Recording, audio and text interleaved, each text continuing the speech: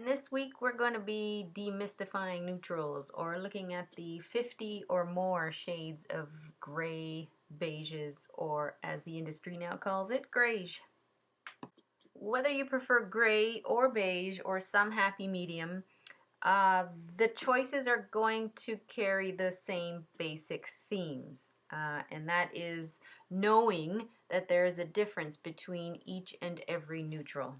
That is to say, don't walk into a paint store and tell them that you want a gray paint, because you will undoubtedly induce an eye roll or a chuckle. And so I'm here to show you, or at least be better prepared on how to look for the proper neutral.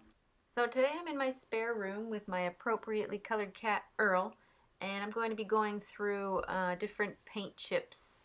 And they're just a few paint chips of the many, just to give you an idea of how different each and every neutral can actually be. So here's our first color. It's called Cement Gray, and looking at it, yes, it is definitely gray.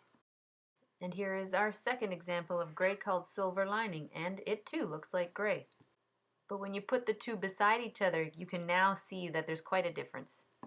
Here comes a third gray called Abalone, and again, it looks like a gray, but when we put it next to the first two grays, all of a sudden you can see that each and every one has its own specific undertone: red, blue, and slight green.